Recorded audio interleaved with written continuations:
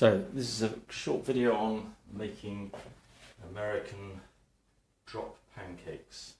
First thing to do is put the oven on to about 100 degrees and then fold a tea towel in half like that, put it in a large Pyrex dish, you'll see why later, and then put the whole thing in the oven just to get warm up in advance. On fairly low, got a big gap so it's easy to get in there. That's to put the pancakes in when they're cooked. So the recipe calls for 30 grams of butter, but you can use margarine. As I haven't got quite enough butter, I'm going to top it up with some margarine. The butter needs to be melted first, because if you don't, when you blend it, it won't mix in properly.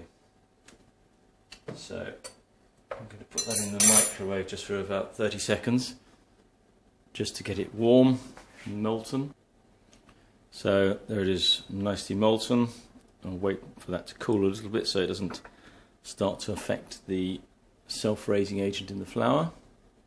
So I'm going to use Dove's Farm wholemeal self-raising flour. You can use ordinary pastry flour and add raising agent, in which case it would be 4 teaspoons of baking powder. But I'm just going to use the self-raising today. It's slightly finer, so I'm going to zero the scale on the bowl. Put in 225 grams of this.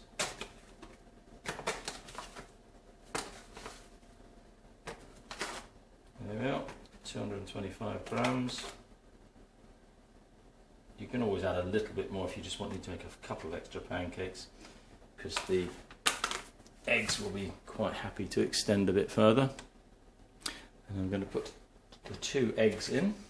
I always like to break them into a cup first, that way if you've got any shell in there by accident, you can always fish it out with a spoon before it's too late.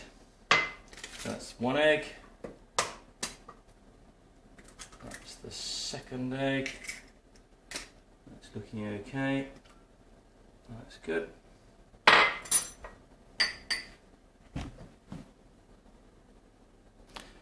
The next ingredient is the milk. I like using soya milk. I'm going to zero the scale and I'm going to use 475 grams of soya milk. Now it's not exactly 475 ml, although it's very close. But once you've worked out how many grams something is, you don't need to bother using a measuring jug to measure it. You can just pour it straight in. There you are, 475 grams. It just reduces the amount of washing up you've got to do afterwards. So that's that. I'm going to zero it again. And the next ingredient is some sugar. In the recipe I had originally it just said sugar, but I like to use things with a bit more flavour, so I'm going to use Demerara sugar. It is going in, 25 grams.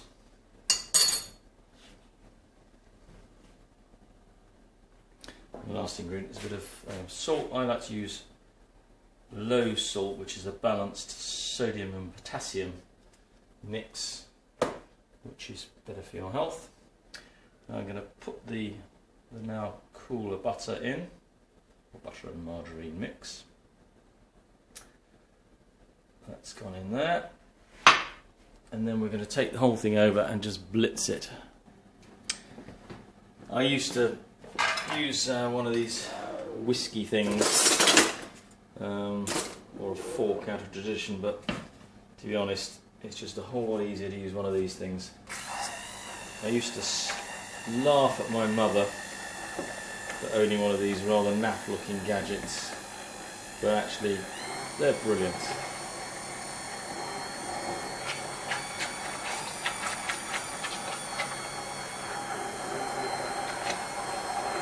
You want to give it a fairly good going over, because the more air you can introduce into the pancakes, the better. Make sure you don't get any flour stuck to the bottom, so you need to go all the way around, otherwise it's quite possible to get bits of flour stuck.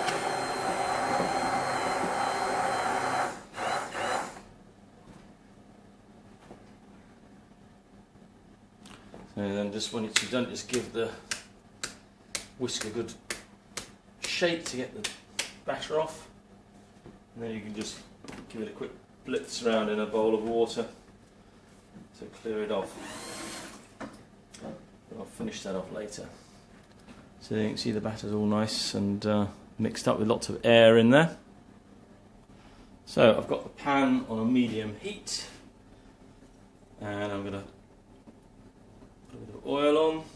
I'm going to use a silicone brush, very handy thing this. Just spread the oil out nice and evenly. I put quite a bit of oil on, so I've washed the pan up last night in the dishwasher, so just to make sure it's well oiled. There we go. And then I find it's really useful to have a particular sized spoon, so I use this one, which means that you get a consistent amount of batter each time. The batter wants to be reasonably runny like that, but not too thick and not too thin. It's definitely not as thin as a standard pancake mix for thin English pancakes. And then you just pour it in the corner. Perhaps I haven't got the pan quite hot enough yet. And maybe the mixture's a bit on the thin side.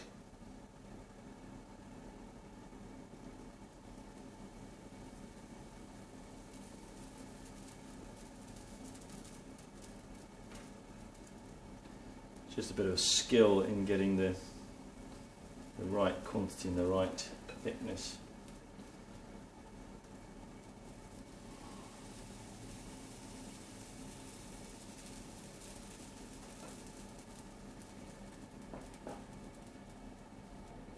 So what you're looking for is the bubbles to come to the top and to start to burst, and the batter to start to look fairly cooked on top.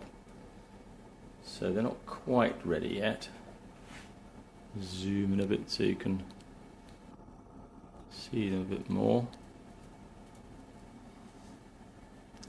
So they are pretty much ready to turn over now. So you want to just lift it up round the corners just like that, just to make sure they're free, and then a quick flip with the wrist. Oops, didn't quite get that one right. And then you just reposition it afterwards.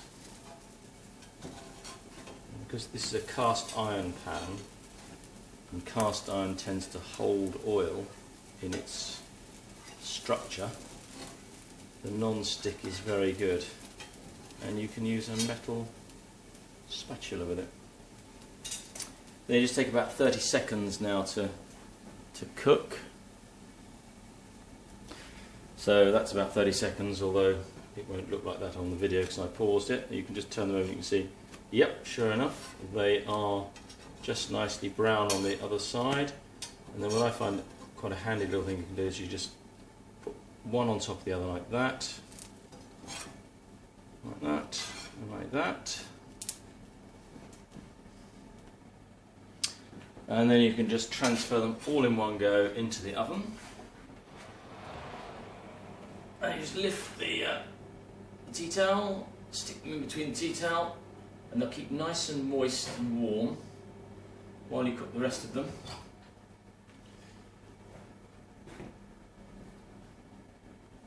There's some more in the pan, slightly better shape this time. There they are, turned over. So, this is what they look like all done. They are delicious with maple syrup or an egg on top.